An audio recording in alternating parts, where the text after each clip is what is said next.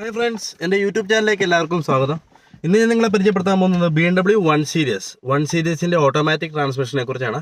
Automatic transmission plus engine.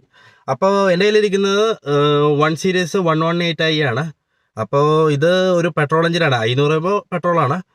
അപ്പോൾ ഇത് 1.5 engine twin turbo 3 സിലിണ്ടറാണ് വരുന്നത്. പക്ഷേ 3 സിലിണ്ടറിൻ്റെ ഒരു ഇതായിട്ട് കാണിക്കുന്നില്ല. 4 സിലിണ്ടറിൻ്റെ പവറും കാര്യങ്ങളൊക്കെ നമുക്ക് അനുഭവപ്പെടുന്നുണ്ട്. പിന്നെ എനിക്ക് ഏറ്റവും ഇഷ്ടപ്പെട്ടത് ഇതിൻ്റെ ഓട്ടോമാറ്റിക് ട്രാൻസ്മിഷനാണ്. ഇതൊരു ഡബിൾ ക്ലച്ച് ട്രാൻസ്മിഷനാണ് വരുന്നത്. മീൻസ് നമ്മളവർക്കും മാനുവലിൽ മാത്രമാണ് ക്ലച്ച് ഉള്ളൂ എന്ന്, പക്ഷേ ഓട്ടോമാറ്റിക്കിനും ക്ലച്ച് ഉണ്ട്.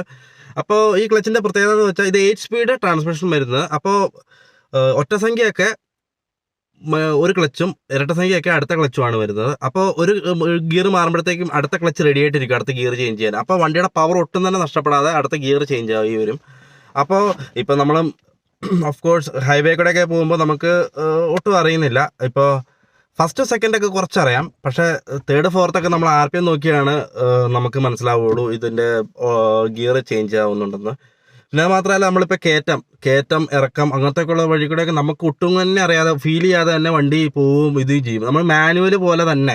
അപ്പോൾ ഈ ആൾക്കാർ പറയുകയും ഈ ഓട്ടോമാറ്റിക് നമ്മുടെ രീതിയിലല്ലാത്ത കാരണം നമുക്കൊരു ലാഗിങ് കാര്യങ്ങളൊക്കെ വരുമല്ലോ എന്ന്. പക്ഷേ ഈ BMWൻ്റെ ഓട്ടോമാറ്റിക് ട്രാൻസ്മിഷൻ ഒരിക്കലും അങ്ങനെ ഒരു നമുക്കൊരു പ്രശ്നമേ വരുന്നില്ല. പിന്നെ മാത്രമല്ല, പിന്നെ ഇത് നമുക്ക് അത്യാവശ്യം മൈലേജും കാര്യങ്ങളൊക്കെ കിട്ടുന്നുണ്ട്. മീൻസ് 3 സിലിണ്ടർ ട്വിൻ ടർബോ ആയാണ് നമുക്ക് കിട്ടുന്നുണ്ട്. അപ്പോൾ നമുക്ക് ഇതിൻ്റെ ബാക്കി കാര്യങ്ങളിലേക്ക് എങ്ങനെയാണെന്ന് നമുക്ക് നോക്കാം. ഓക്കെ, അപ്പോൾ നമുക്ക് ഔട്ട് സൈഡ് റിവ്യൂ ജസ്റ്റ് ഒന്ന് കാണാം. Compact hatchback known for its engaging driving dynamics, it offers a good balance of performance, handling, and practicality, making it a strong contender in its class.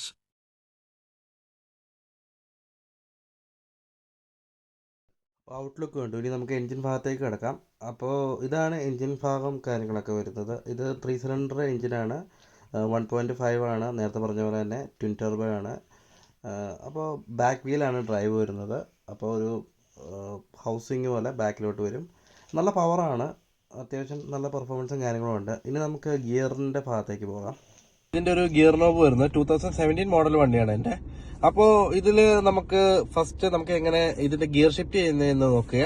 First ഈ unlock ബട്ടണിൽ ഞെക്കിയിട്ട് break apply ചെയ്തിട്ട് നേരെ താഴേക്ക്. ഇപ്പോൾ D ആയി, പിന്നെ ന്യൂട്രലായി, പിന്നെ റിവേഴ്സായി, P parking ആയി. പിന്നീട് നമുക്ക് മാനുവലായിട്ട് ഗിയർ ഷിഫ്റ്റ് ചെയ്യുന്നുണ്ടെങ്കിൽ ഡിയിലേക്ക് ഇട്ട് കഴിഞ്ഞിട്ട് സൈഡിലേക്ക് നീക്കുക. ഇത് പ്ലസ്, ഇത് മൈനസ്.